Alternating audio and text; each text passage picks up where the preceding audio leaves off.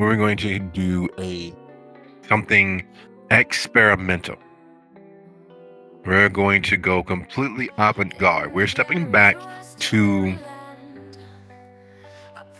the New Year's Eve of 1990, a full 34 years ago in Gary.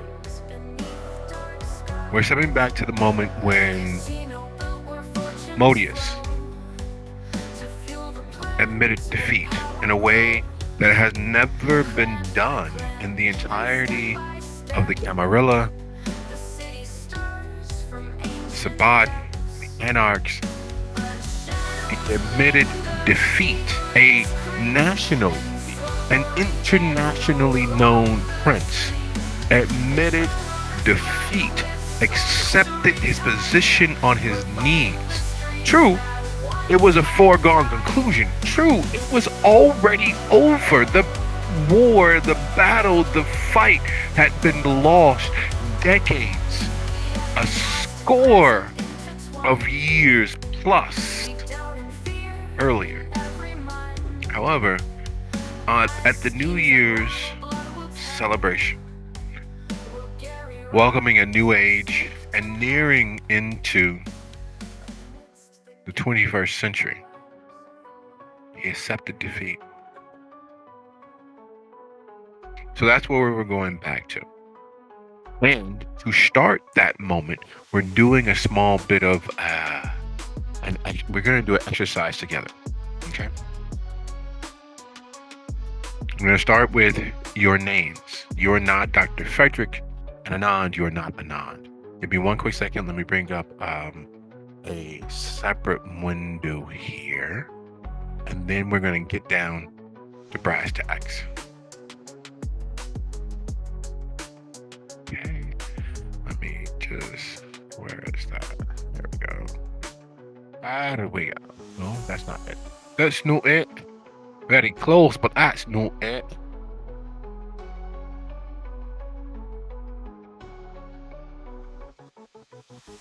Very close indeed, but that's not it.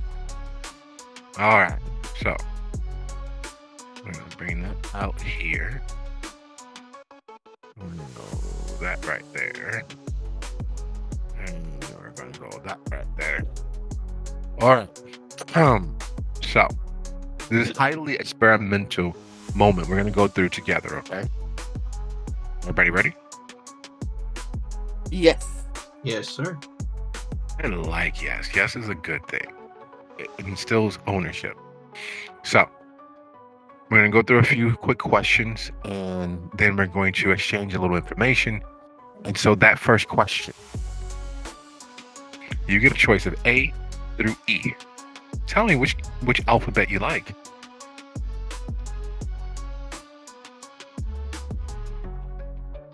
I would like a Sumerian alphabet, if you will. Okay, so I get to pick for you. That being the case, Eve is calling to me. okay. Alrighty. Well, let's see here. 1d12 plus 1. Alright. So, you have a choice. A through P.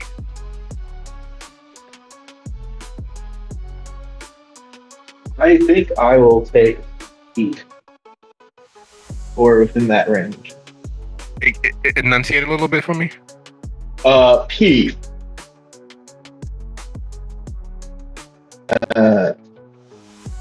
From we'll do H to P. Nope, not a range. You pick one. Oh, P. Okay.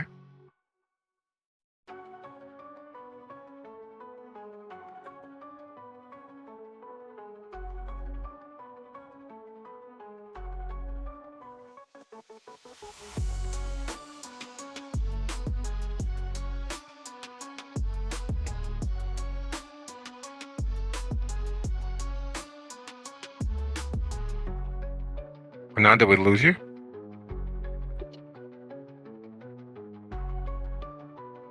No, I thought I said E. E again. That Yes, I like E. E is calling me. E says. Okay. All right. So A, B, or C?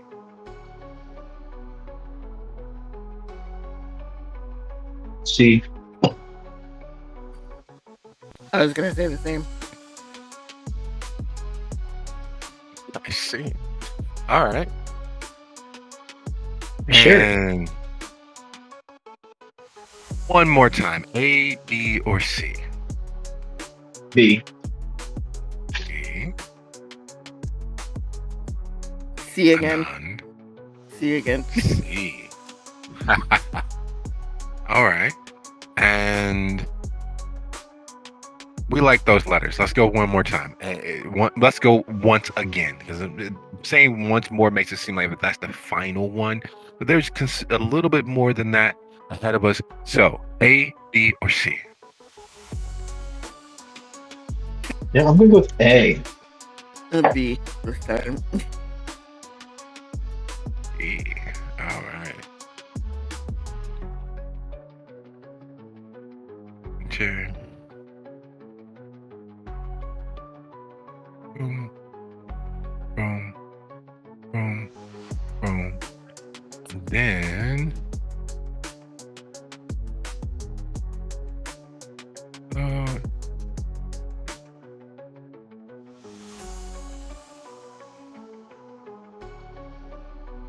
Mode. All right. All right. So I'm going to be sending you each something, and when I send this to you, you need to. There are a few details that we're going to go through verbally, but take a quick second and look it over, and then we'll see. Okay. Yes. Goodness gracious.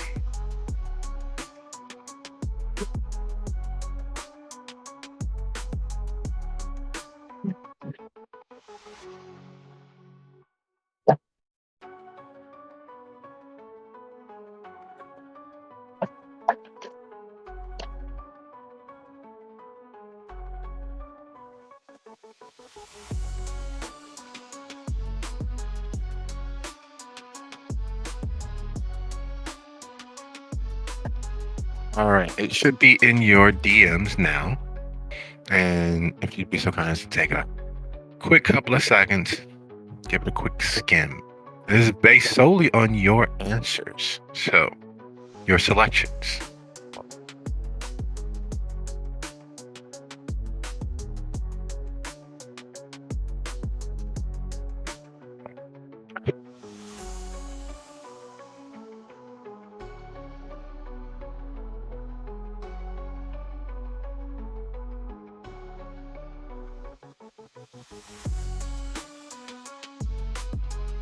While you guys are looking it over, any questions right now?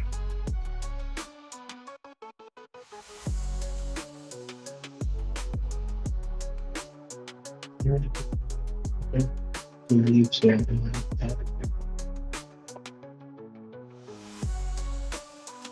What was that? I couldn't hear you. Oh, I am just reading my character real quick.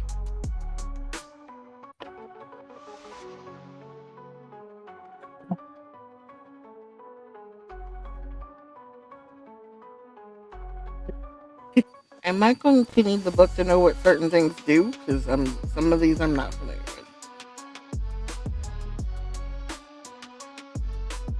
with. The book? Sure, yes, always. But here is a link. That way you can have it, you can do a quick search and then give you the expurgated facts and truth and all that good stuff.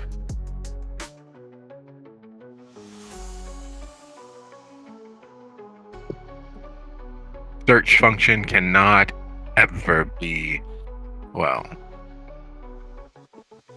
denied. The search function, yes.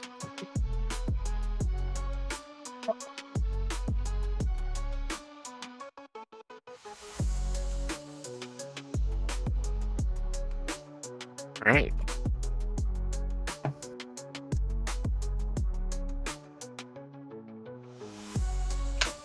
Okay. Coach of what? What are we coaching? Yeah, that's for you to tell me.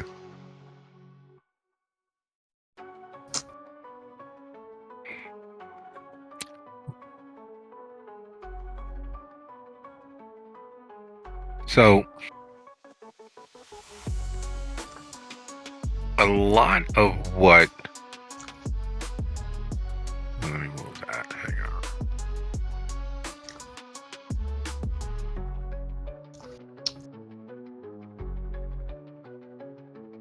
A lot of what we know, a lot of what we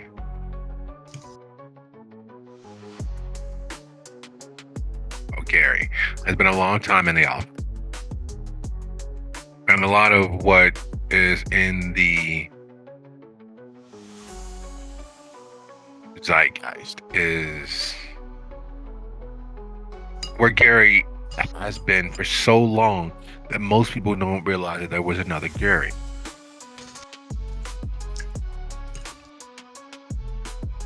Which is saying something all its own, but that's another matter entirely. Gary was not always as it is. Gary was at one point in time, long before present memory and present understanding of what Gary is and was, a completely differing place.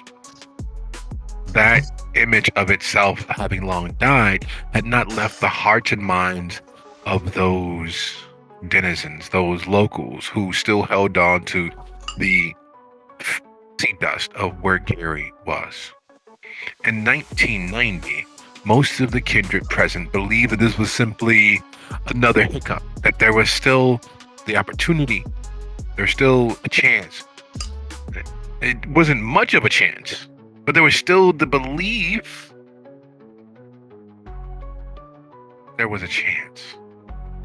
That there, somewhere out there, was that 1 in a million stroke of luck that would change everything, would turn it all the way around. Modius would pull himself up by his bootstraps. He would shake off the ennui that had left him broken, just like the rest of the city. But unfortunately, that was not in fact the case. Many believe that the final insult to injury, was the edict passed down from Prince Loden that freshly embraced kindred would need to bring themselves forth into Chicago to be either accepted or cast out of the Camarilla. Because after all, how could Modius, the one prince in all of the nation who stood against Loden, even in his defeat, bend the knee so severely that he did not even have control nor say as to what happens within his domain? And yet, as the new year threatened, as the last decade of the 20th century petered out and dawdled into time, that is exactly what he has done. And so his bacchanalia, his feted feet, his celebration of all that Gary had been and what Gary might be, his New Year's Eve Elysium, where all of the kindred, such as yourself, the newly embraced, the newly damned, were welcomed into the night, having been given the opportunity of standing on their own feet and indebted to no one but themselves. And yet, the rumors, the whispers, the gossips, he's not going to do it, is he? He's not going to send us to Chicago to bend our knee. He's not going to. He's going to be our prince. He's going to stand up for us. He's going to... was the talk of the land. Because this was a step too far. This was the straw that broke the camel's back. This was the moment. This is the moment, the defining moment of whether Gary will continue to fall and fade into insolvency, or is there a spark of hope? Is there a resistance, a resurgence? Is there growth?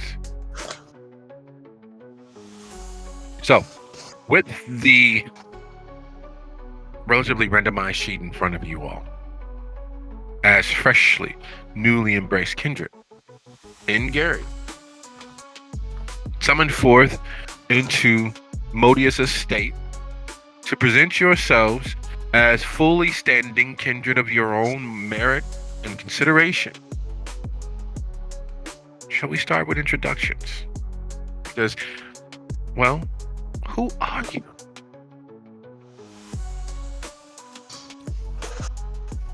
My new name is Anthony Hyde. It's a pleasure to meet you.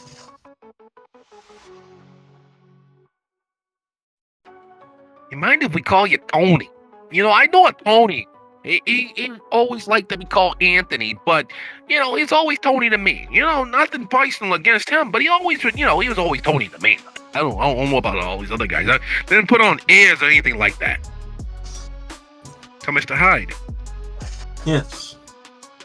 You'll be well welcomed. Freshly embraced, given the opportunity, the promise of potentially forever. How did that happen for you? Because, you know, you're only as good as your backstory. How did you come to the night? How did your sire here in Gary decide you were worthy and ready for the big leagues of for fucking ever?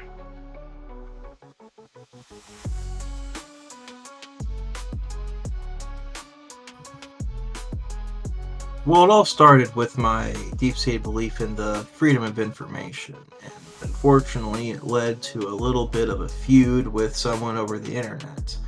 Little did I know that said someone was living... You were fighting with somebody over what? In the end, it seems very trivial, and honestly, I'd be quite embarrassed to go into detail about what the argument's nature was. I get what you're saying. You started a beef with somebody, or somebody started a beef with you. But here's the thing, and I'm trying to figure this out. You said the what? Like, what is this internet? Is that all them, you know, them Macintoshes and Windows machines that I see all the commercials for? Precisely. It's just they've gotten a little bit more interconnected as time has gone on. No, that you know, next thing you know, we're gonna have fucking flying cars and TVs on our wrist like Dick Tracy. I hear you. Progress can only go up and forward. But how do you argue with somebody over all of that noise, that screeching? You can't even talk to anybody. You can't even use the phone when you're using it. So how did you get into an argument? How does he talk to anything, something so, well, you know, how are you gonna talk to him? But you guys just click, clack, click, clack, click, click in that green and sickening color that thing has. You know, my good friend, he has a computer. He says it's better than the Macintosh. He said he overclocked it or something. He has a dedicated phone line. He's really into all this tech shit. Says he has his own modem, whatever that is. Oh, that must be expensive. I'm sorry to interrupt. It's just you're really, like, this topic really does bring me a lot of joy to speak about, sir. Don't mention that. So you're looking forward to, because last year Modius, like when we all got together, he had there's a great little local band, friends of jugglers actually, but he had them in, and you know we drained them nearly dry. It was a great New Year's. A little sad, it wasn't a fresh donor or a blood doll for everybody individually, but together, oh my God, even that, like just being able to feed for free without having to look over your back, look over your shoulders, it was wonderful. It was a very merry fucking Christmas and New Year's around these parts. And you, hey, how we doing over there? What's your name? Dora, actually, it's a pleasure to meet you. Pleasure's So, all yours, I'm sure. How'd you get to here?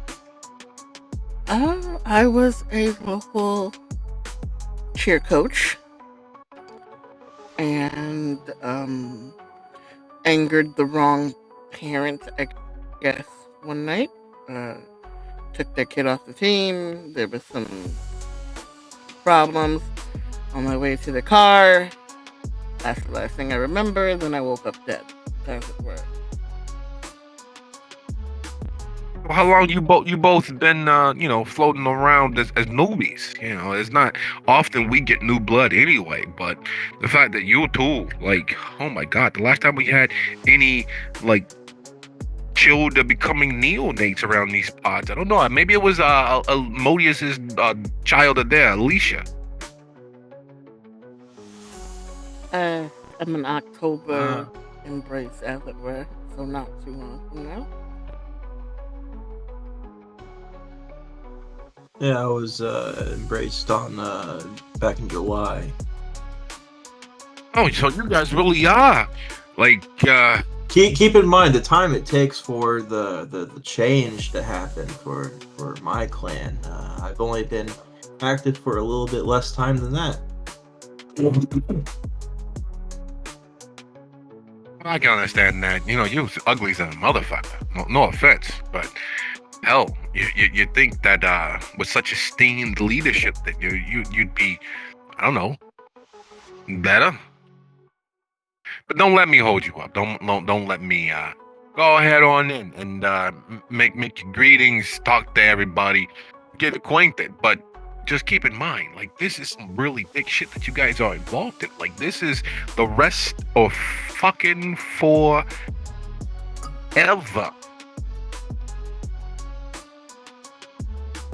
And you guys are getting in on the ground floor.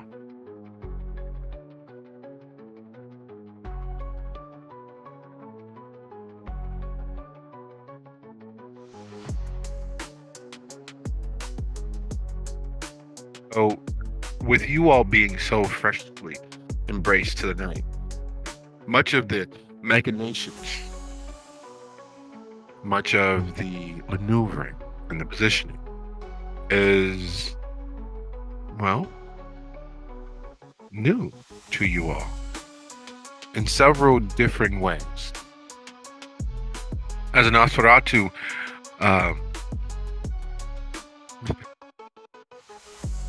to say that it has been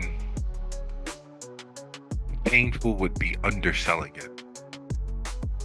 You were as you were, a breathing, hale, hearty individual. How tall are you?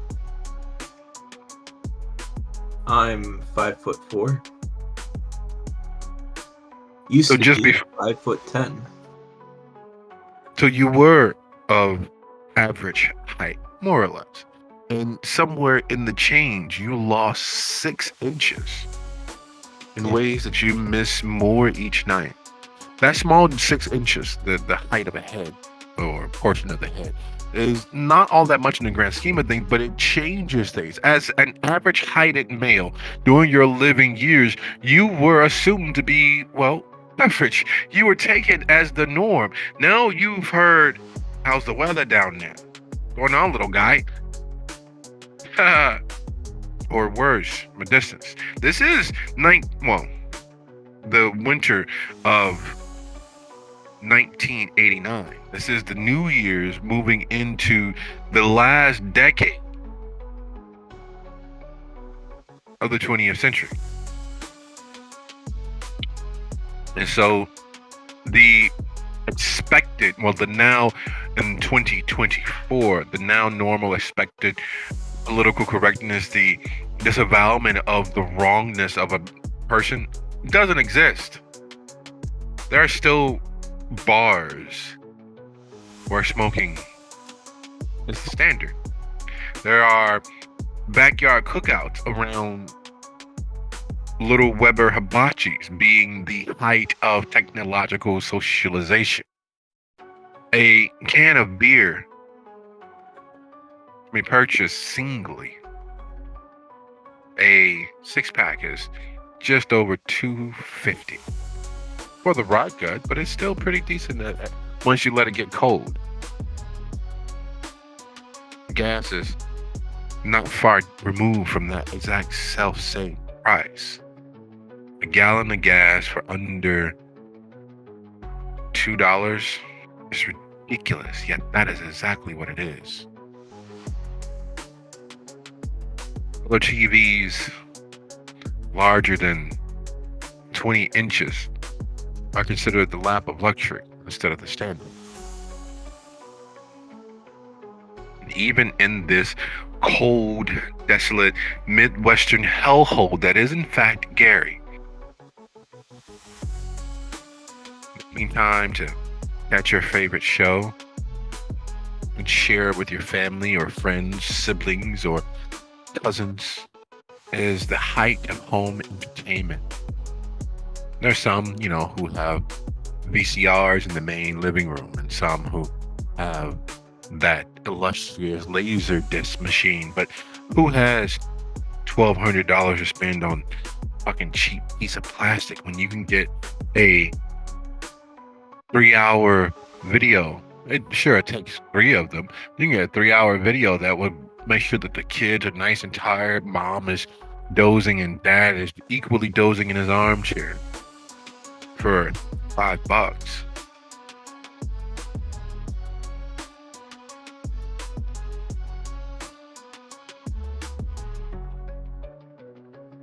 As you all head into Modius's home, this relatively small by 1989 standard, but a huge bit of land and space by 2023 standard, the cold snow falling off of your shoulders.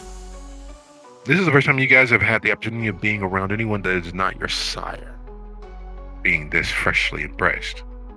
What's going through your standing? What's going through your mind as you move into this warm, almost bungalow-styled escape from normalcy, your everyday average normal?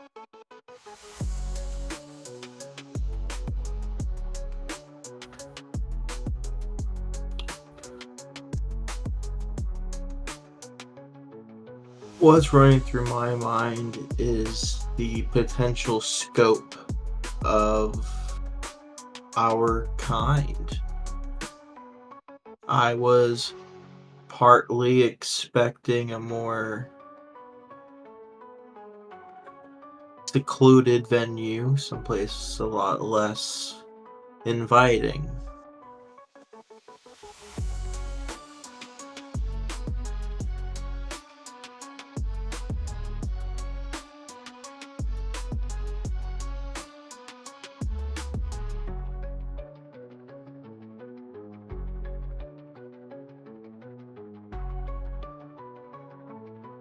Martin?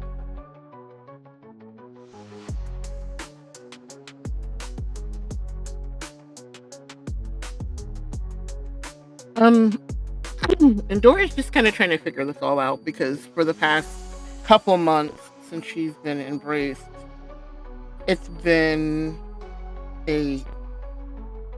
how do I make this work for me? She's used to being spotlight. She's used to being center of attention. She was a champion and all that shit. And now, due to her new found blood and situation, she's been figuring out that cameras act strange around her, phones act strange around her, these newfangled computers act strange around her. So she's trying to figure out how to still keep the old life as best she can while dealing with this new shit. And it was done as a somewhat punishment, and it definitely feels like a punishment at times. So right now her thoughts are, maybe if I join these others and learn of these others and get in on the ground floor and start networking in a way, I'll get to understand how to fucking live with this shit. As opposed to, this is the most terrible thing that could ever have possibly happened to me. I don't want to still exist. It's more of, she had that, like for like a day or two, getting started with this whole thing, and her sire, much as she dislikes them for what they did to her, we're figuring it out. So that's where we're at with this, and this is why she's here. She's got a smile on her face. She's trying to make the best of it. That's where she's at. Okay. So as you all approach the house to get in, 'cause some will call it a mansion, but the truth of the matter is, it is a house. It's old, it's decaying. It's not far from City Hall in down in the center, in the city center of what was or considered downtown Gary. Though, to be perfectly honest, downtown Gary is in fact the stereotypical image of Skid Row when you imagine it. There's debris everywhere. There are the occasional, more than occasional, homeless individuals floating around. So several of them, couple of them gathered around heat sources, or worse yet, just simply gathered around a bottle of something to keep them warm on the cool winter's evening. While it is not as famed as Chicago, Gary is no stranger to the biting chill of the hawk. While it's not as easily pictured as downtown Chicago, it is very much what happens when a city fails. Most of the buildings barely reach 2 stories, and those that do, well, there's some shit in the game, to put it politely. Most of its growth is from the late 30s, early 40s. Buildings that were built to last if kept up, and many of them have not been up. This is one of those buildings that has not been kept up. The passage of time has begun to affect the structure itself. The roof was near the point of collapse. Snow gathers not only just on what you can see of the roof, but sticks and clings in places where odd patches or tiles are out of place. Gathered directly round the front door, 4 pale, large men who are clearly bodies designed to cause pain.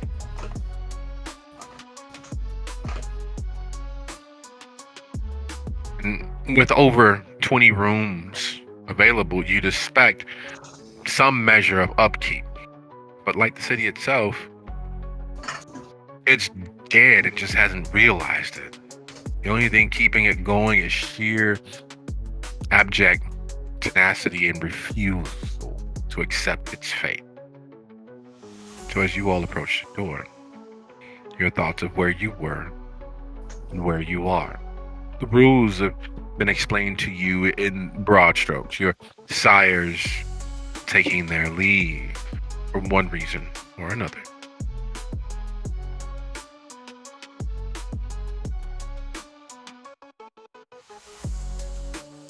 So knowing you all have to make the best of your situations. Knowing that you all must make a showing worthy enough to allow you to have that fabled forever. How are you all approaching?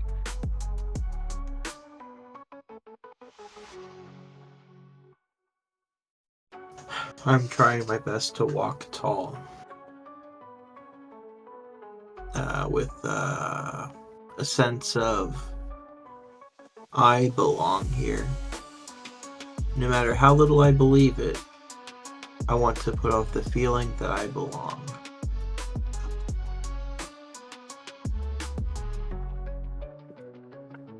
And knowing that this was an important situation, did you all attempt to get here timely, or were you purposely running late? You know, you want to put on a little bit of show and a little bit of pizzazz.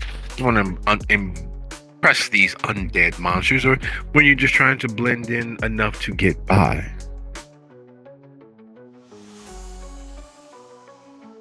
I showed up a little bit early.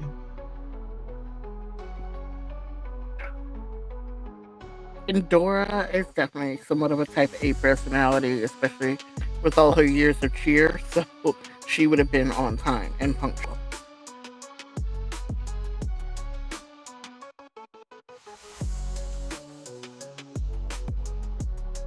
As you all approach the four large bodies on the porch, barely hidden in the waning shadows, because, well, the street lamp is far enough away to cause very, very long shadows across the property. Very long shadows across the sidewalks and streets, meaning that those four men standing under the eaves of this porch are pale shadows at best, huddling together separately to stay warm and out of the weather as they watch your approach.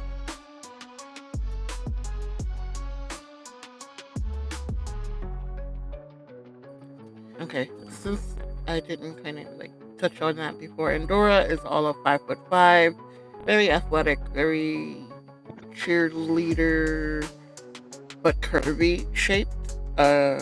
Looks about 30. Big, fluffy, 3B curly ringlets of hair that are dark brown. Milky cocoa skin.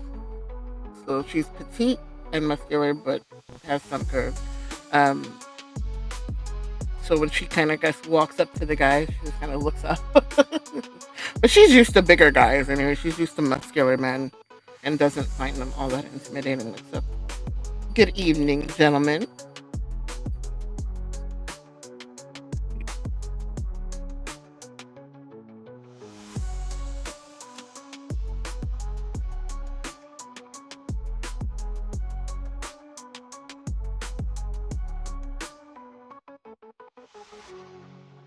I would just give a nod. I assume they know why I'm here. And I assume they're going to tell me what I do next. The barely audible grunting amounts to thanks as they stand there, adult-minded and relatively blank face. There's a set to the face that happens when you spend most of your time smiling. There's a wear and tear to the muscles of the face that happens when you spend most of your time, or at least a larger portion of your time, smiling. You don't get frown lines.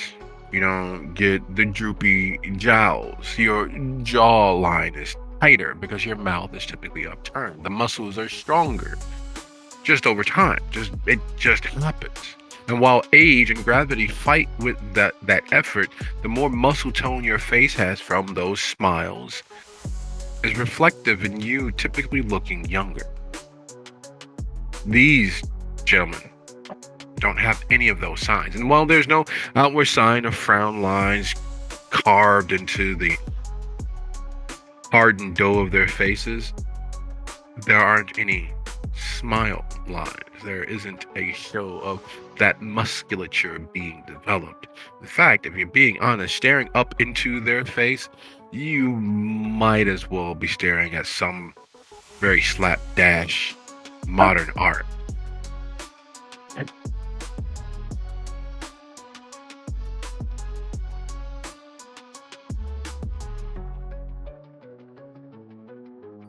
She does not. And as they She doesn't get daunted by that. She, again, performer, smiles, and tries to step around them.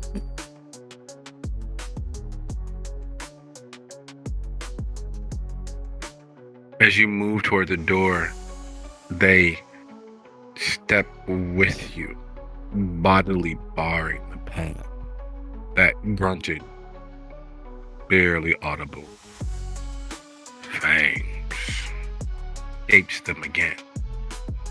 It would be unnerving if you bothered to be looking at more than one of them at the same time, because even though the sound emanated from one of them, all of them are slack-jawed, mouthing that word at the same time, as if they are sharing a singular brain cell.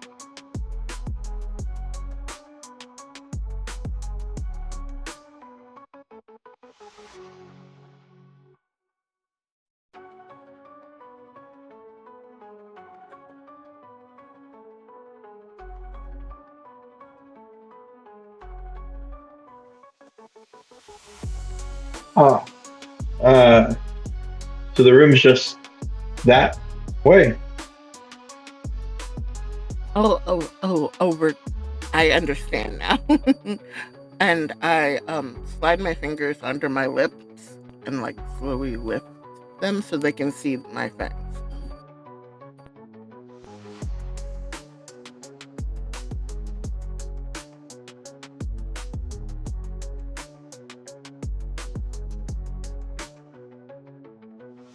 And Anthony?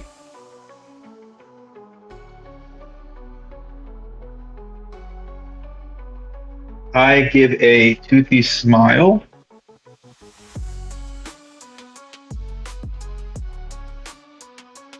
Showing the fangs.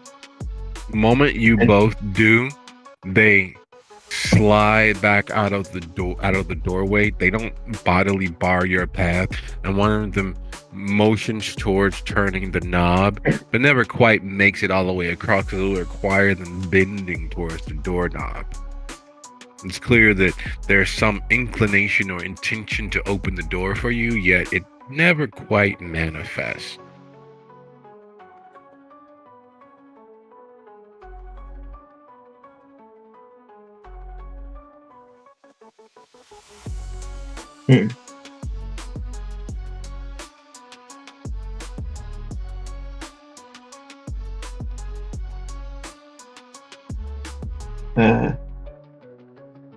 I'm not ready for them. It's too much. They're taking too long. We don't want to be late, so I take the knob and turn it.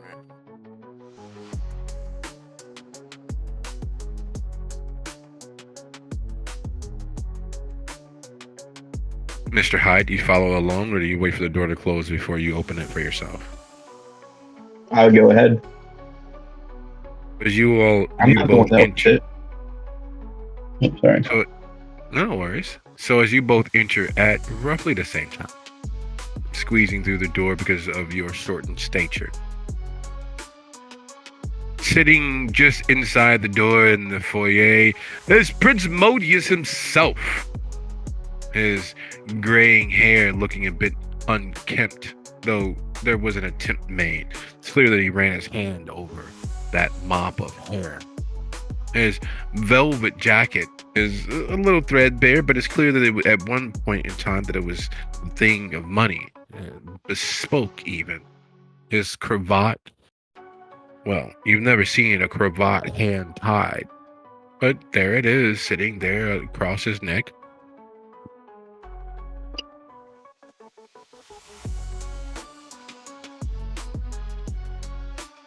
Do we know who this is, or have we been told? Oh yeah. His velvet jacket of the very much out of date tuxedo he's wearing is definitive of and speaks of faded power, and his sleepy, disaffected seeming is out of place with the smile plastered on his face. You each met him once or twice before in the course of your embrace and presenting as childer, but this is the first time you've all had the opportunity, or well, more accurately, the responsibility of interacting with him with no shield, no sire, no quick passing along. No, this is for you all to continue into your forever. He is but the path. He is the gate. He is the door. He's the lock and the key. And as you all enter, having clearly made it past the hurdle of the guards, he sends his hand. Good of you all to be here. Welcome. Welcome. Welcome. And I think as the claim that I'm part of, seeing as how it's not at this moment officially, I guess, part of the crowd or part of the camp, I still would have been taught how to greet the prince. So I kind of very delicately take his hand from underneath, press my forehead to it, give it a little bit of a curtsy. Your Majesty.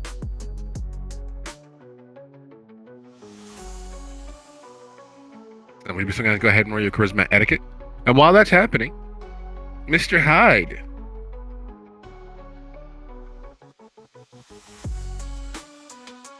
I start speaking before I see her do what she does, and that's going to catch me a little off by the end of my sentence when I'm saying, "Sir, thank you for permitting our creation and hopefully soon our continued existence.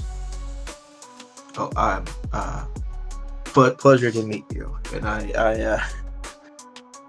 I kneel for a moment.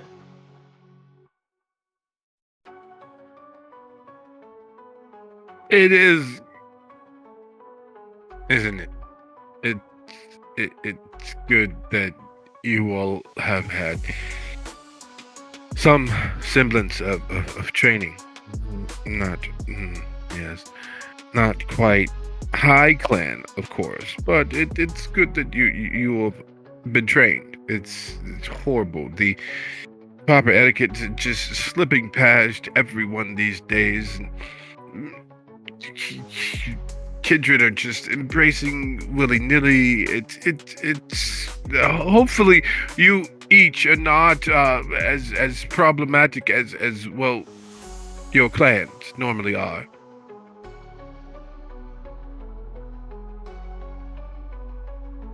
And as you greet him as your Majesty, you realize that there was a small flickering glimmer of his actual appreciation of that.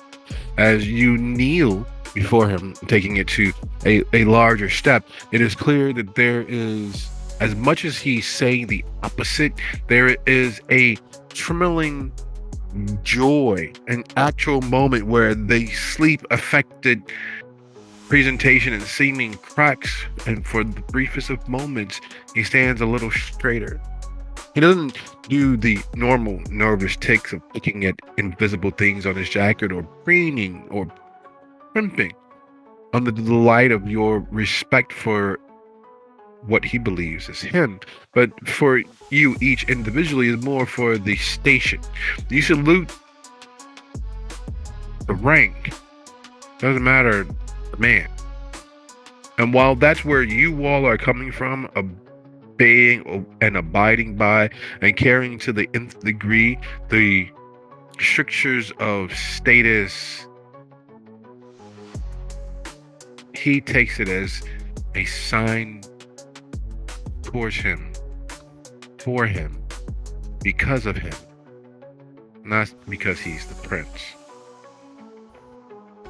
And you can see that small flag of joy as it ripples through him. And he goes on to say, it's so good of you all, your clans being what they are. Thank you all for being here.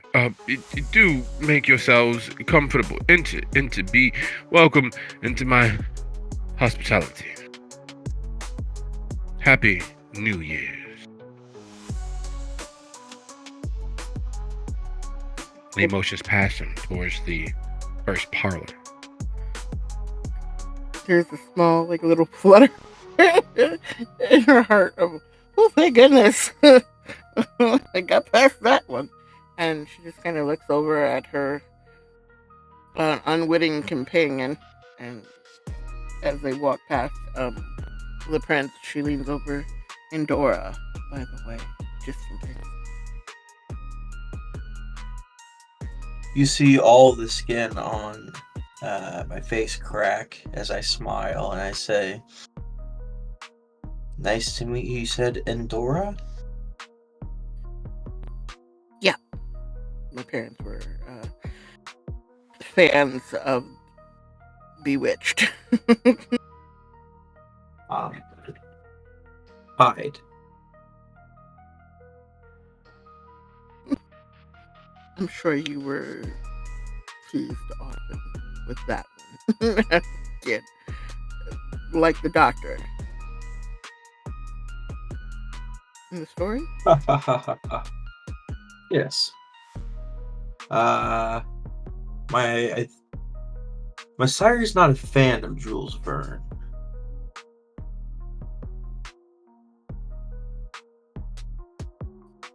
Oh, um, well, was that your? She leans in like conspiratorially. Was that your original name, or did they give you a new one? Because I got to keep my name.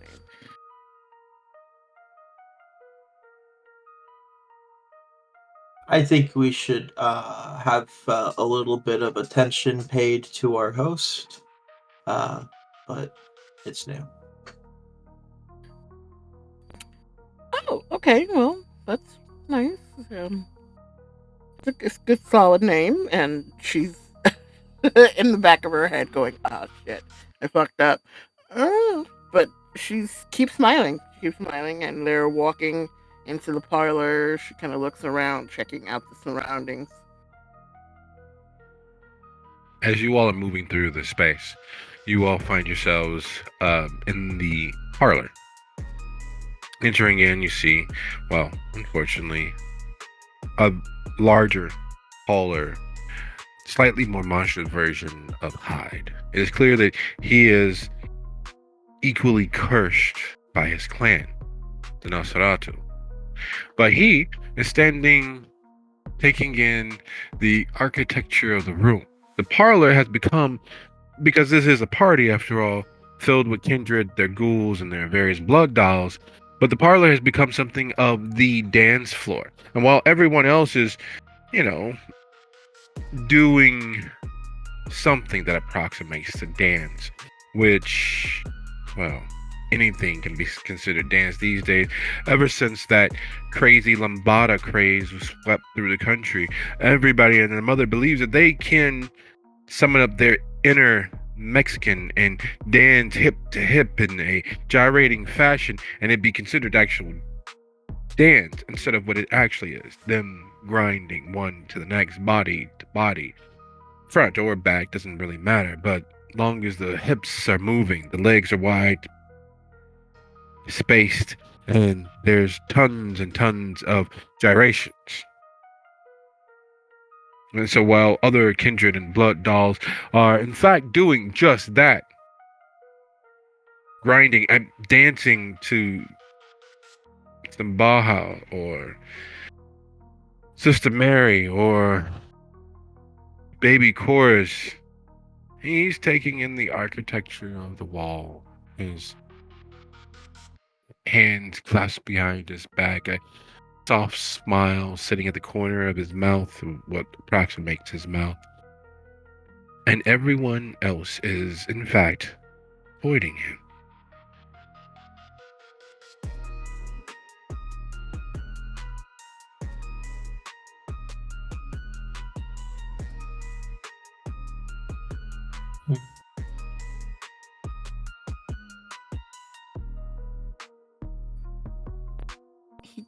It definitely creates a bit of a reaction for Endora because she's still getting used to the fact that Nosferatu even exist, and what they tend to look like is a bit off-putting. Is more than a bit off-putting most of the time, but she is again attempting to do as taught and put on a good face. So kind of like nods towards him. I guess somebody else from your. I don't know how this works. Sorry.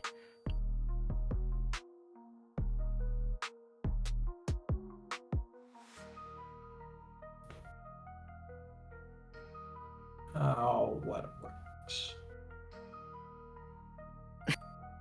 Well, in my community of cheerleaders, obviously, when you see another team that you recognize, there's greeting. You get to you reach out to them. It's all like one big family, even when you're competing. So I don't know whether this thing is like that, where if you see somebody that's like you or that you have connections, you're supposed to reach out to them and make friends so that you all know each other. Oh, I know I'm gonna see them again sooner or later. Instance like this, you just give a nice friendly nod. And remember, half of them probably already seen you before you even walked in. Or before you've seen them. I'm trying to think of something extra scary to tell you, but I'm really failing at that. So you all reach the distance, a nod, and continue on about your way. Now, as you all wander room to room, group of persons to group of persons, you find yourselves in the secondary parlor.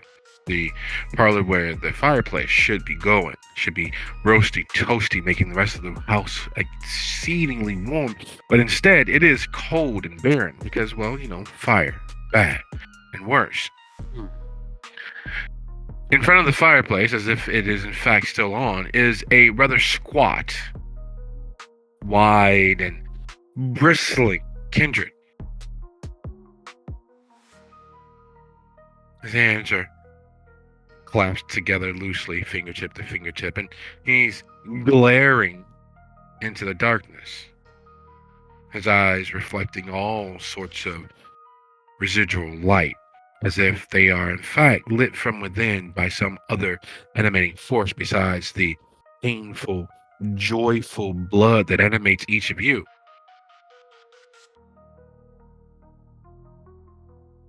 There's a strong feeling of visiting a friend or a family member who has a dog that, while safe enough to be around, is not entirely safe. There's a bristling enmity wafting off of him. And it has worked, clearly, because the parlor that he's sitting in, staring into the darkness, is mostly, in fact, empty, save him.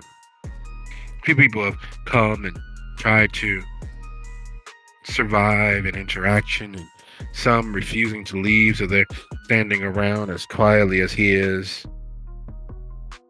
Some holding goblets or glasses, and most of them clearly here for the free eats, as it were. Not that they're exactly all that free.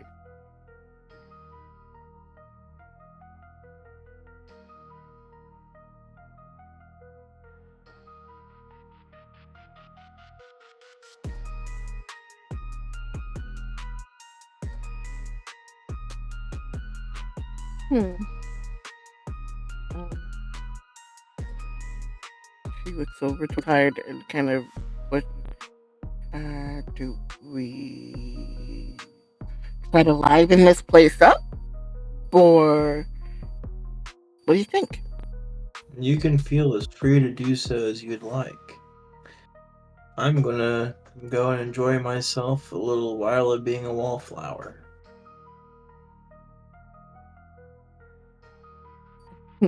Okay. She gives him a perky smile, but then kind of walks towards danger. It just can't help herself. Just kind of can't. It's just like I see, the lonely kid, and I have to engage. So she kind of like goes and stands near him, and interesting evening. Come here often?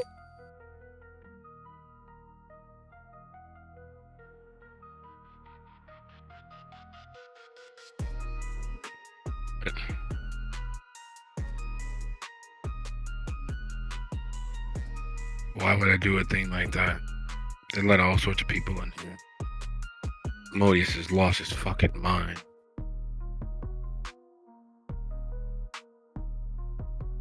Fucking Anov is clearly a spy from Loden. That's the last thing we need around here. A treacherous, dirty sewer rat sent by the king on high to look on us rubles. Fuck are you doing here? Well, You're a spy too? no. If I was a spy, would I admit to being a spy? That's kind of silly. But no. You'd be surprised. Most people are stupid. True enough, but I was told I had to be here, so I am here. And I'm trying to make the best of that. Is that a problem? Not for me. I don't give a shit. I'm only here to watch the excitement that happens when Juggler walks through the door and pisses on Modius' head. And Modius has to play 10 like it's fucking raining. Oh, it's one of those kind of parties? I didn't know it was like that. Every party is that sort of party when you got fucking toreadors running places like this. You see what happens when you let the fucking artists take over. Artists, just like anybody else, needs to be put in their place. And Loden has been such a great, sterling, sparkling fucking leader. Drive us right all into hell. Kissing Loden's ass. We're supposed to be at fucking war. Kicking ass, taking names, or worse. At least Juggler's living up to the ideal of it all. Even if he can't and doesn't have any fucking follow through.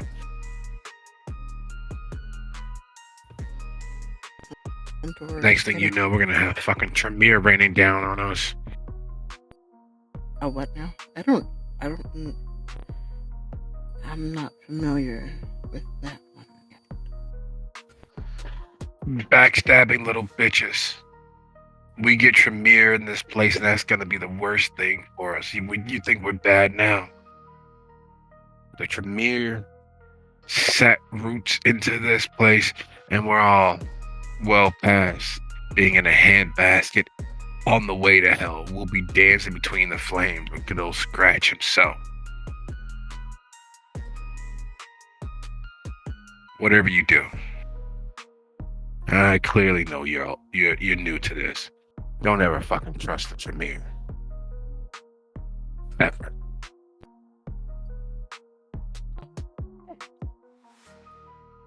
Noted. How do I know what you know what they are? And she kind of like nods back towards the other way with the Nosferatu. And the other one you mentioned, the artsy ones, I've met a couple of them, and they're pretty obvious. But how do I know what that one is? How do I know that it's them? You've talked to me for a couple of minutes, right? Yeah. Yeah. Do you still have your wallet?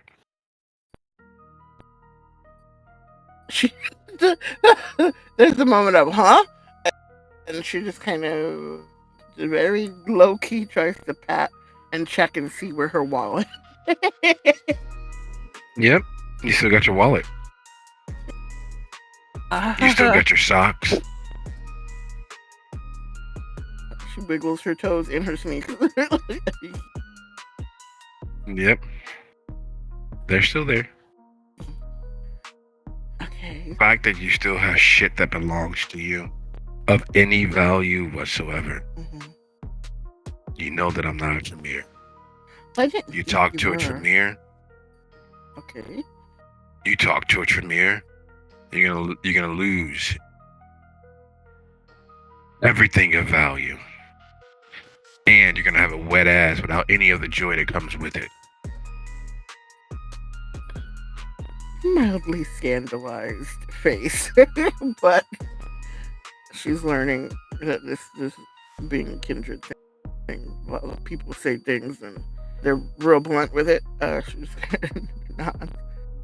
Huh. Edit. Yep, that's a good warning. So you're not an RPC type. I don't know if we have any in common, but you're not one of those You don't. tricky guys, the Tremere, you said, and what does that leave? Then what else is there? Whole bunch of every fucking thing else. But to put your mind at ease, I'm a fucking gang bro. Ah, okay, yeah, the growliness makes sense. I had heard that, and that's oh, yep, I'm getting good at this.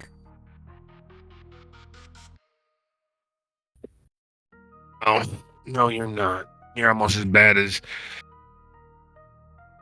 Anyway, look.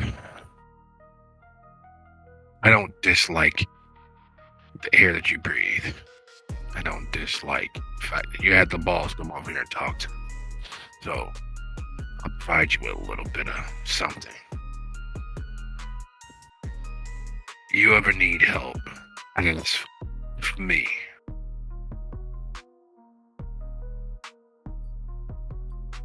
And to act, The speed shop.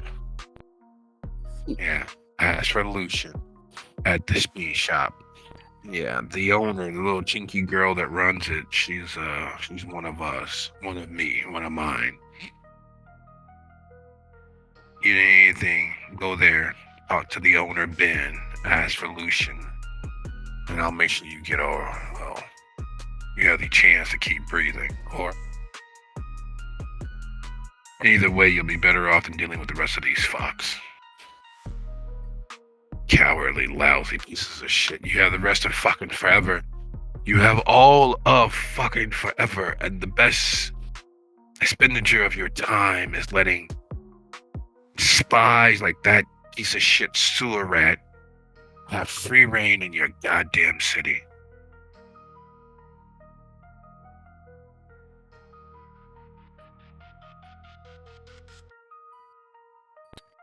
yeah, it sounds like a lot. So thank you, and I won't tell you to have a good night because you're obviously not having a good night. But yeah, it was. The fireworks will start as soon as Juggler gets here. Juggler will put Modius in his place and add some fucking excitement to this place.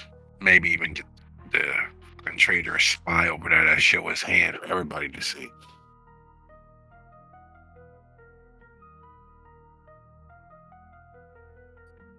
Cool. I like a good show.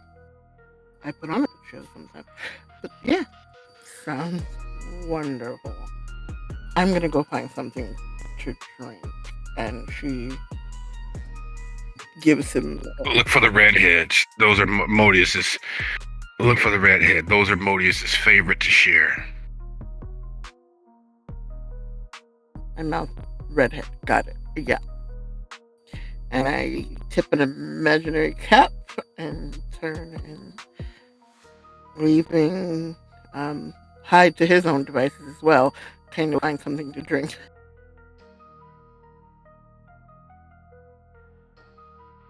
Could I roll to see if I could have overheard her conversation with them?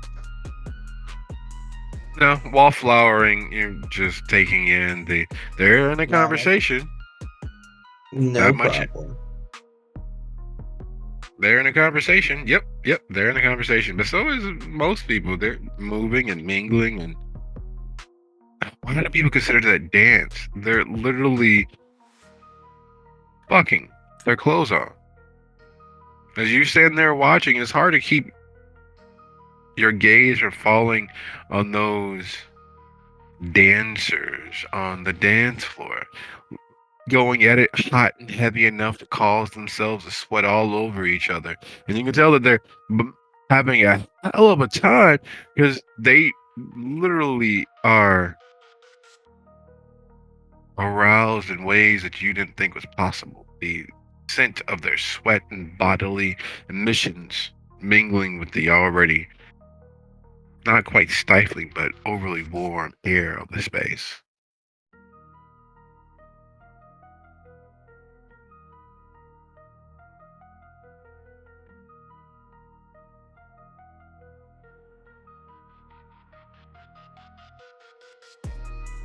If I clock one of my own, I'm going to kind of gradually make my way over to them, kind of wander in that direction, hugging the perimeter of the room. You said that there was one of a greater stature, correct?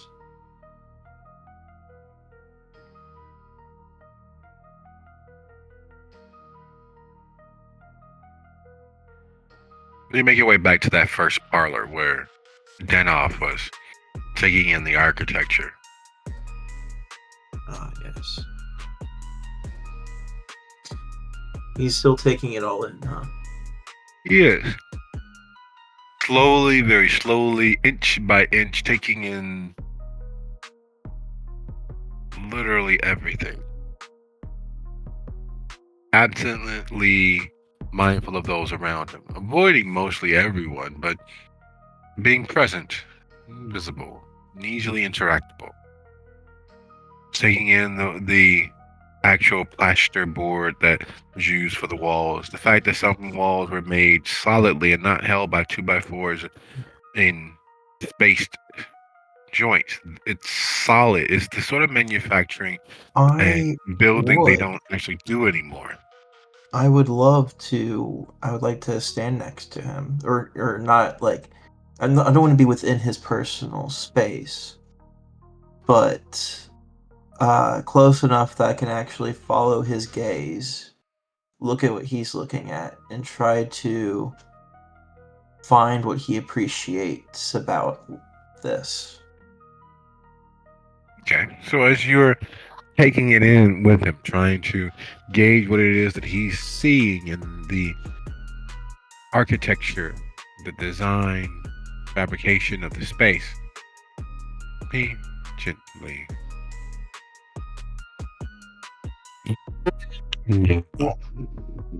Yeah. So unsullied. I will enjoy watching you grow.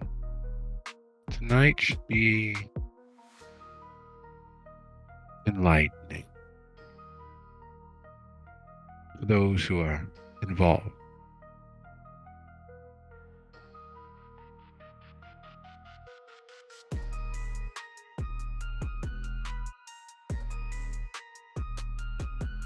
Involved.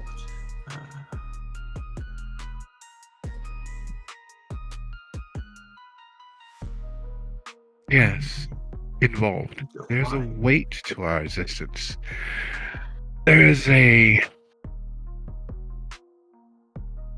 devil, a demon, a beast in each of our blood, bound to the very fabric of what we are, forever at a cost. Just like our maker came, we have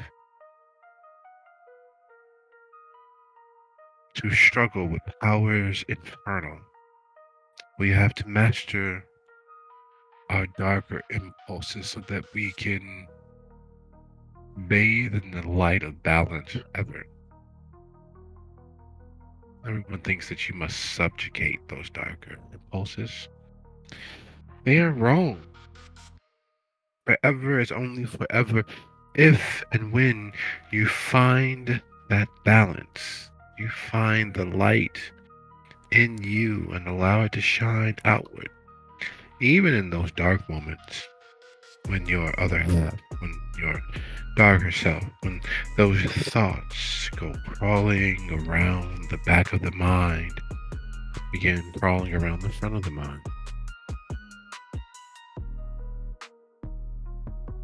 Just because you're hideous doesn't mean you have to be ugly. If you don't mind me asking, uh, are you participating in what's to come? Would that would imbalance the opportunity for those seeking light to reach it.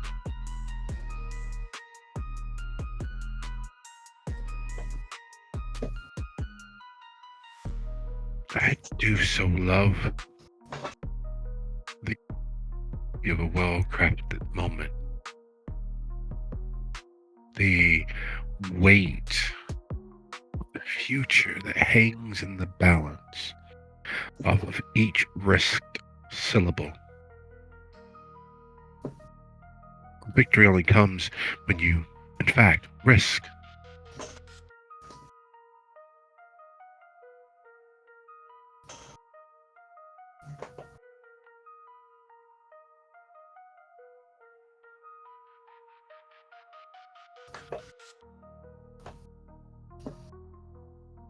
I take another glance at the architecture of the building, and before stepping away from it, I say,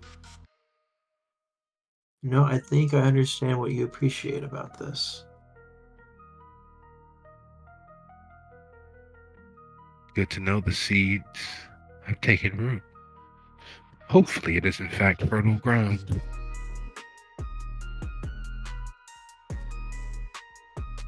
Oh, shoot. Um, I do apologize. Life is calling for me.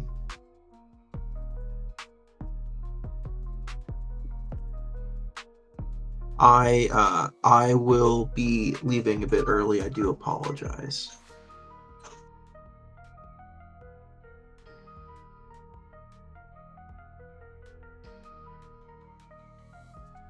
Okay.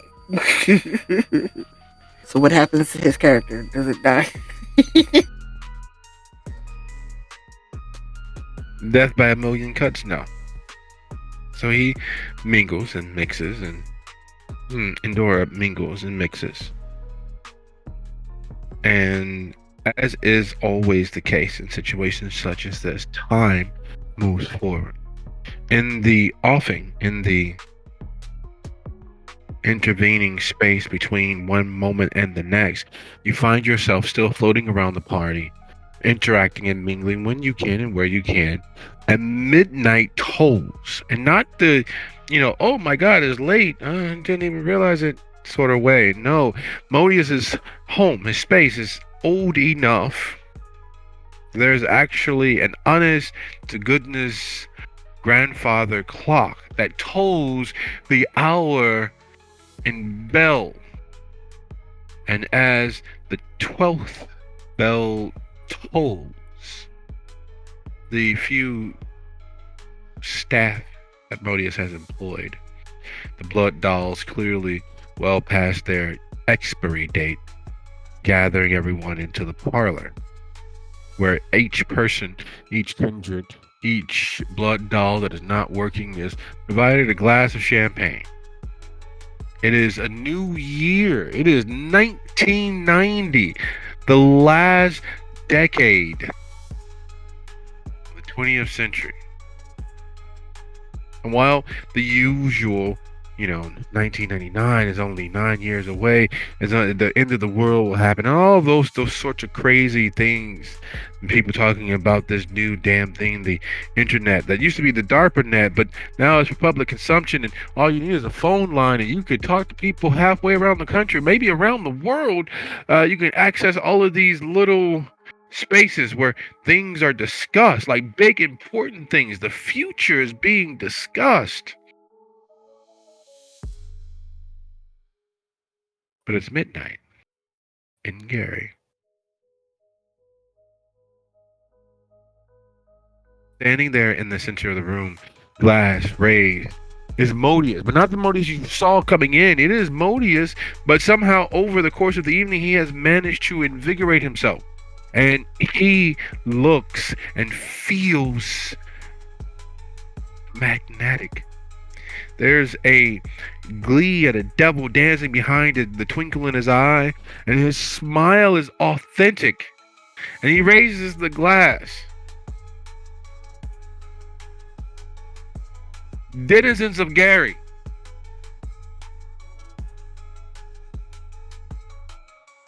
we are here looking forward into the year that is coming. We are here in the last gasp of the 20th century. And those of us who have survived this long, those of us who have fought this long, I bring you good news. Bring you news from a future that we have hoped for and counted upon. The unions which gave us the strength to stand against the tyranny of Chicago, being reborn as we speak.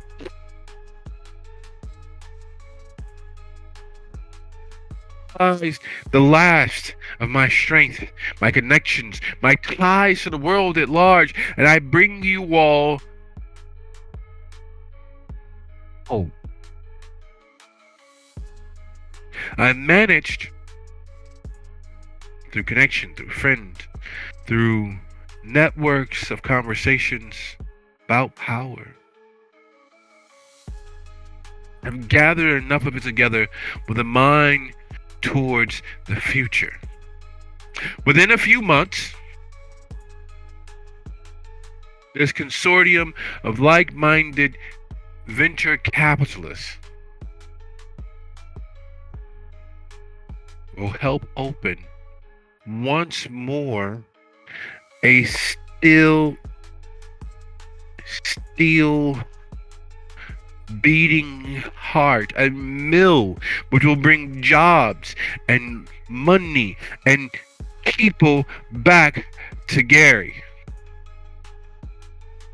We stand on the cusp of great things. And here, and he pauses, and he's looking, while he's been speaking, he's been looking at everyone that's gathered. He's been looking left and right, watching the crowd, watching who's here, seeing who's present. And he stops mid-raise of his glass. Where's Juggler?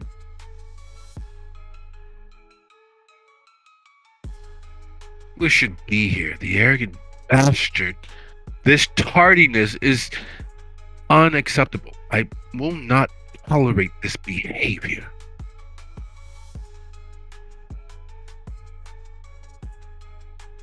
And as the grandfather clock continues tolling the hour, one of the blood dolls, clearly one of the staff members, moves forward and whispers something to Modius.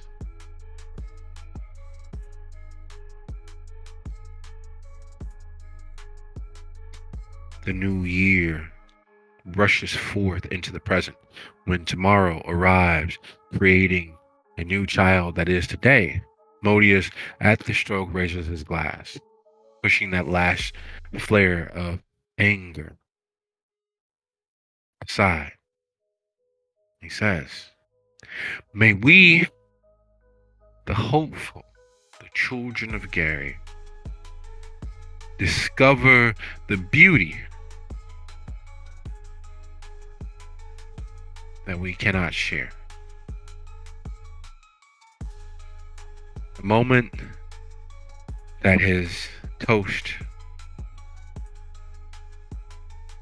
is ended, the door blows open, and the blonde, muscular, all too panther and wild, predatory cat-like juggler saunters in, his arm over the beautiful, dark-haired woman.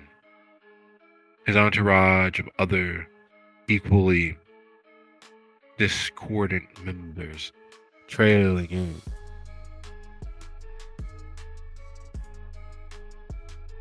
his gang of associates and like-minded individuals, raucous and loud and just filled with libation and spirit and action, began disseminating and dispersing amongst the crowd of gathered individuals.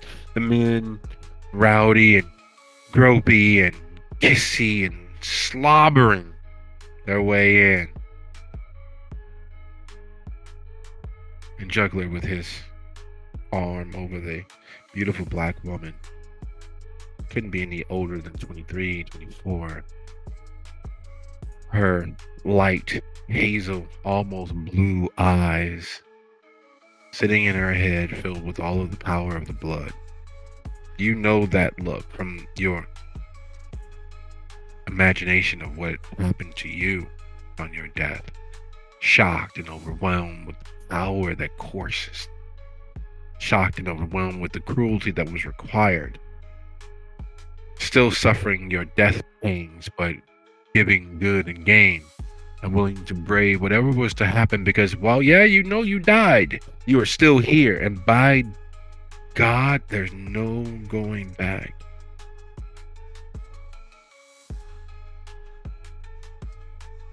And just as Modius is growing apoplectic, just as Modius is preparing to summon up full weight of his persona, his personal strength, and put Juggler into his place, gray-haired gentleman, dressed to the nines, his suit immaculately pressed. It's an older styled suit. It's gray and barely catches the eye. But he steps forward. Hey there, old boy. No need to worry about that at all. You gave a great speech, you gave a great toast, and I'm very appreciative of your allowing me here. I stand with you. I stand with Gary. Especially in the light of everything that's happening in the big old onion that is Chicago, old boy. Allow me to speak with Juggler. Take that matter off your... And if I'm successful, when I'm successful, we'll talk about the new development, the college, going forward, yeah? Excellent. Allow me. And he spies you watching him. Instead of moving directly to Juggler, he moves to you. Hello, old girl. How we doing?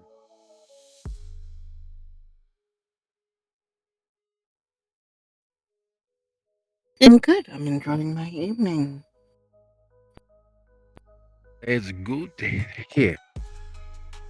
I'm sure that there's a better way for us to enjoy that, don't you think? These guys accompany me.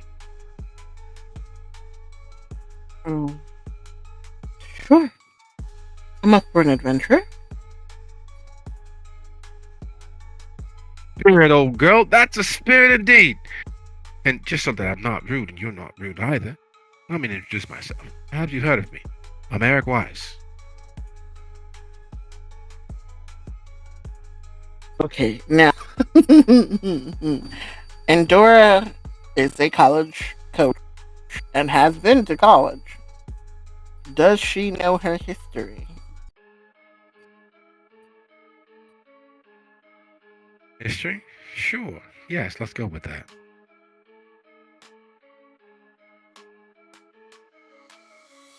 Eyes going wide. Wow. No, I did not know who you were, but I've heard of you. I'm Endora. Oh. Endora, it is in fact a lovely name. Now we've got to stop a rebellion before it gets too big. So let's play along like we enjoy each other, like we've known each other for years. Like there's a tomorrow that only exists because we are in each other's company. Shall we? Okay. Now, as this is going on, there is a small tickling in the back of her brain, thinking about what the guy that was in front of the unlit fireplace was saying, and like, okay, she goes to touch her wallet, like out of instinct, like, is that but and she kind of just Brittany puts her hand on his arm to follow him. Juggler old boy, how are you this evening, this lifetime, this moment? You have come in with your usual aplomb, putting on a great show. Fuck off, wizard man. Oh, that's not fair. Wizard's way. I don't have a hat. My did endure. Do I have a hat? I don't see one at all. And there lies the rub. Listen here, Juggler old boy, we understand exactly what you're up to. We understand exactly how this is going to work out. However, I can promise you, Endora promises you, we promise you, that even though we know how it will end, you're going to make a great scene, you're going to put Moodies in his place, you're going to make it really awkward for him and everyone else. There's nothing anyone can do about that except for you. Because, and he looks directly at the young lady under Juggler's arm, while Modius may be too preoccupied in his particular moment to understand exactly what it is that you've done, I can Endora here completely understand that young lady, and he leans in close enough that he makes eye contact with her. And then he looks back to Juggler. Oh, wily indeed. That young lady. Evelyn, isn't it? Yes, Evelyn. Evelyn, old girl. Give us a second. We're talking about you, but not rudely, of course. That young lady is freshly to the blood. You, my dear boy, did not have the opportunity of asking permission. And while, yes, of course, it's always better sometimes to beg forgiveness and to ask forgiveness, that you don't have it in you to humble yourself enough to ask. Which means you don't have it in yourself to beg for forgiveness. Instead of making that an issue, instead of you doing exactly what is there for you to do, why don't you say your goodbyes? Slip from here. Accept the slight that it is. You not even greeting the host. An equal measure of fame for you as the coda of the nation, and one said, counting Sioux, which is counting coup. You touch the enemy's horse, you win the battle without having to fire a shot, and you have the rest of the evening, the rest of the new incoming year, prepare Evelyn for what lay ahead of her. Be so kind as to roll your charisma and persuasion or subterfuge as you silently lend your strength to Eric's attempt to convince Juggler to leave before Modius realizes what's happened.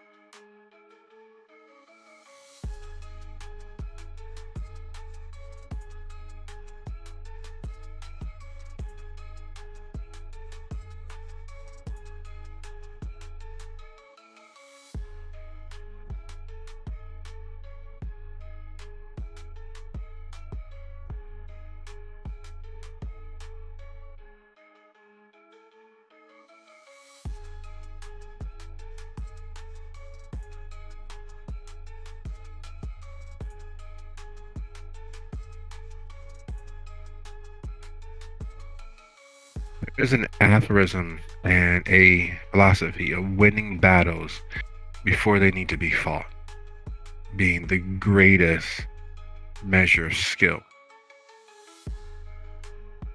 In your silent support, in your lending a hand, you and Eric Wise win a battle without a shot being fired. Evelyn, in the midst of this, touches your forearm and smiles, and you know that smile just overwhelmed with the ungodly strength, the world slowing down, and then being in a place where you don't have that voice, that thing clawing its way through your heart and through your stomach and through your soul, demanding blood because it's still there, but it's clearly dull. She's just overwhelmed with the promise that the beast is whispering in her ear. And thankful to be in a place where it's not as large of an issue or as large of a risk. She mouths, "Thank you." And then she and Juggler begin making their way from the New Year's Eve party. It is officially 1990. So much has changed. Prices have shot through the roof. And if you weren't dead, you know for a fact it'd be far harder for you to get your hands on enough money to get a home. At this rate, the present rate of the economy, there's no chance for you to actually own a home, but you're dead. You don't have to worry about that now, do you? I mean, they definitely had like a small condo before my embrace, but yeah, it definitely makes it easier not having to maybe worry so much about that.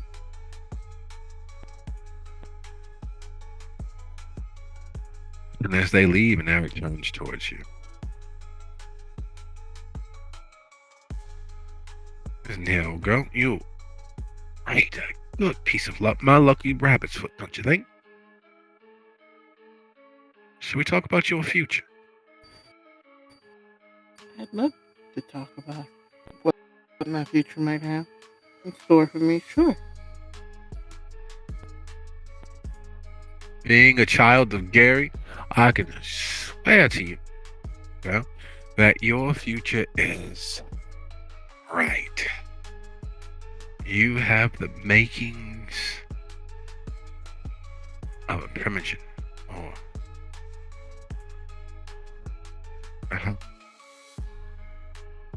you and Evelyn taking the reins of power from all these dusty old men such as myself.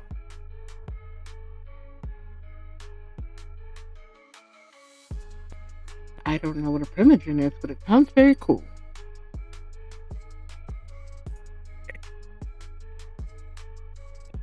My druthers, I give you all the time in the world to make that happen. But, and he takes your hand in his and meets your gaze, and he takes half a step back, taking in the whole of you. And much like Juggler, moments, half an hour before, the door again breezes open, and in walks the most beautiful blonde woman you have ever seen. She is draped in a loose, silken, hooded cloak that she removes as she moves into the party. She removes from somewhere inside that sumptuous cloak and frock that she's wearing a honest to goodness wax sealed missive. And you begin to hear the murmurs. Oh God, here it comes, here it comes. We're about to go to war. About to get hot. She's from Chicago. That's Annabelle. Oh my God. I've never been this close to her before. She's absolutely gorgeous.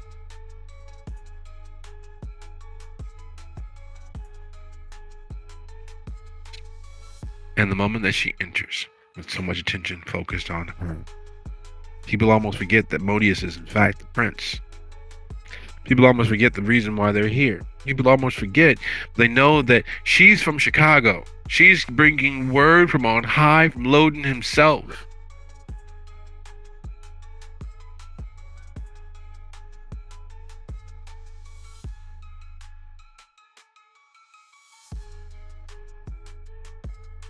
She moves to Modius, kissing his cheek and taking him into an embrace, and then presents him with the wax-sealed missive, which he breaks open. The seal cracking and falling away, and he rolls out the missive, and he takes a second to read it. Oh my goodness. Language is a little bit strong, and oh. And he flies into a rage. There's a yell and screaming and words had, and Annabelle gently moves him into a more private room, closing the doors behind her. You can hear him inside, venting and railing. How dare he! He can't command me this way. This cannot be. And you can hear her murmuring, talking him down, or worse. Doesn't take very long.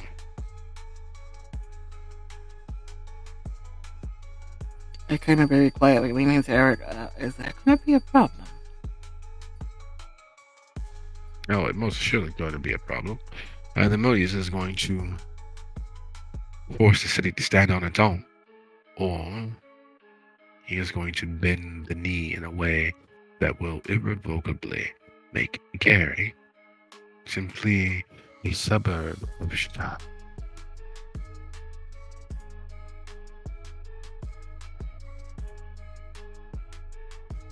And based on the yelling, based on the rage, I say that we're preparing for war.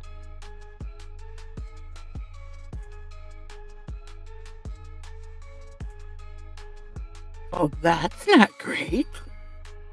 What does that mean? War. Well, if we go to war, then, well, it will be us against all of the might of Chicago itself. Of course, it's not a thing that I can do. I won't be able to assist him, not openly. And there's a chance that many of us, many of you, will fall. There's no war like kindred upon kindred war. Mortal monsters venting all of their rage and anger against the beings equally suited to the darkness.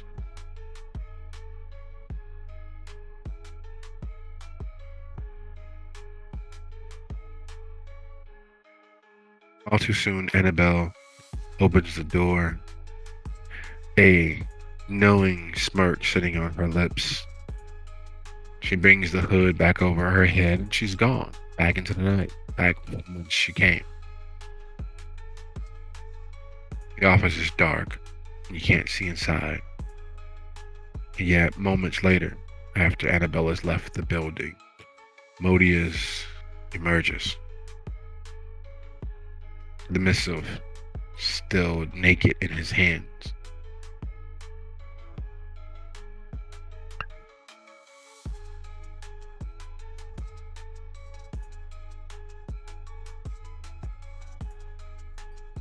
Well.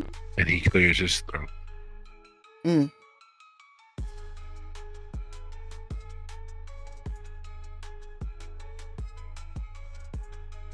Neonates among us.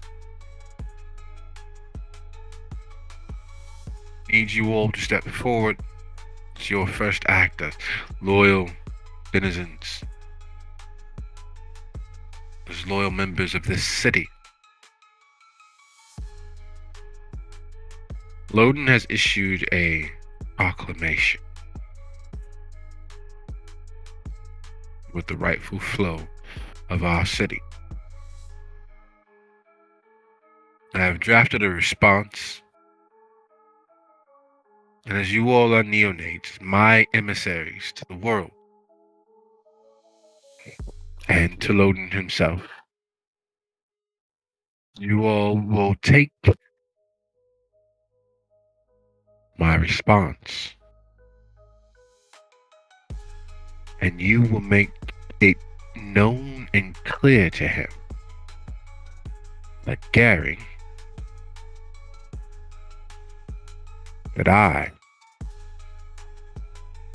that we are not his servants.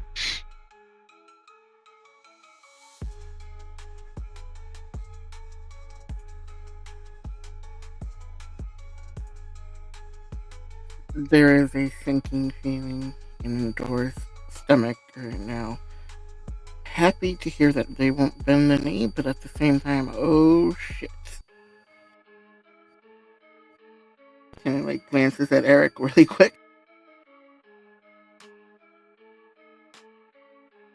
And he looks sad.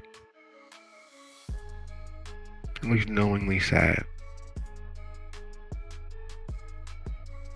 Well, I wish you luck, old girl.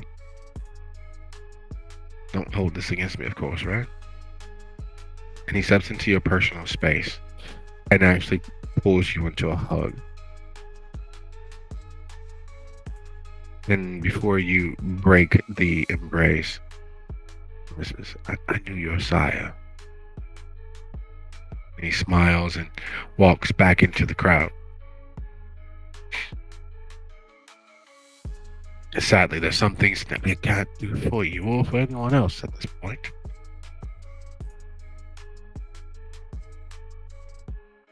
She's a little bit of sadness with that.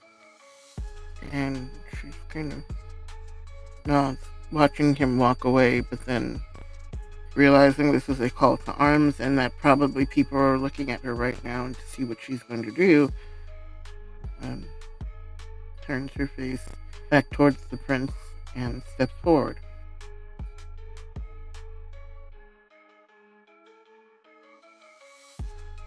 So he hands you and Hyde and one other a envelope for you all to take to Loden.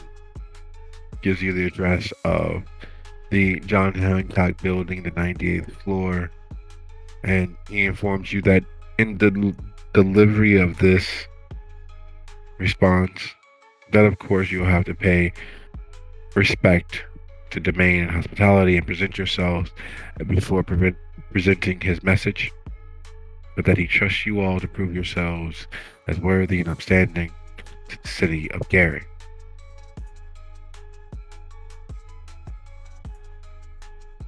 And that if you all hurry, you can make it there and back before sunrise.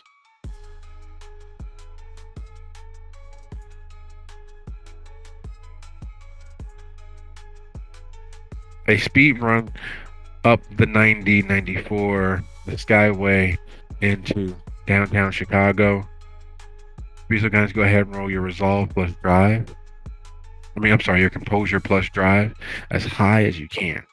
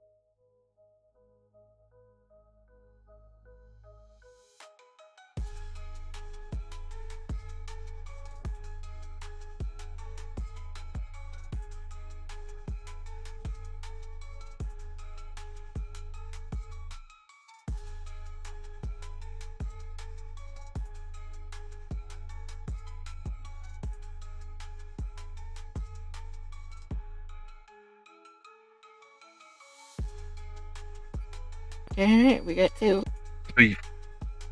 So you and the other neonates take off to deliver the declaration of war, basically, in response to Loden's high-handed attempt to ensure that Gary was firmly underneath the boat. The drive, as you all near the apex of the Skyway, as you prepare to cross into Illinois, there's a momentous feeling falling across you all as you realize that there's a van behind you all. So you can feel the hand of fate on your shoulder.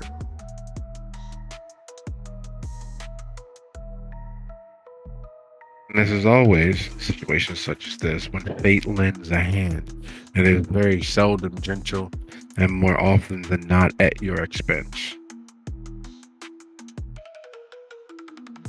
When the van behind you pulls alongside of you and the side panel is open,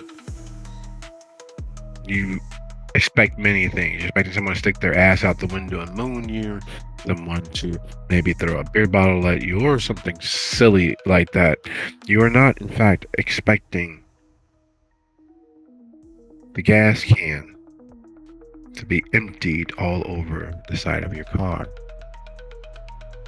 You're not expecting the Molotov that hits your car, causing you to spin into the guardrail as your supernatural fear of fire takes hold. You're not expecting the van to stop in front of you.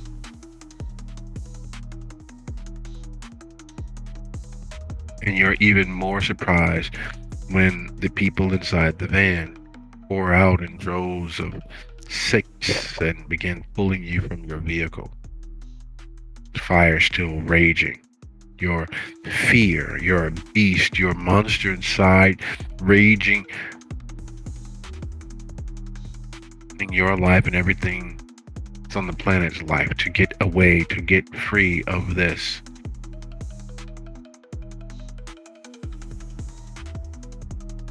Worse, the surprise which sends you screaming into madness is Juggler and Eric Weiss exiting the van.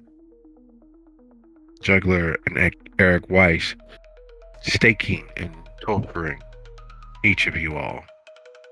Juggler and Eric Weiss making sure that Prince Modius's response to Gary meets the flame.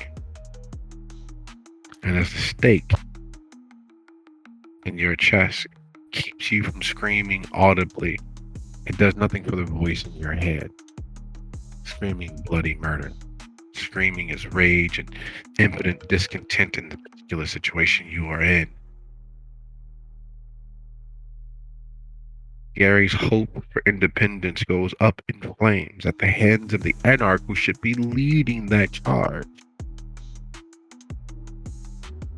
It is 13 after the hour. Thank you for a lovely episode.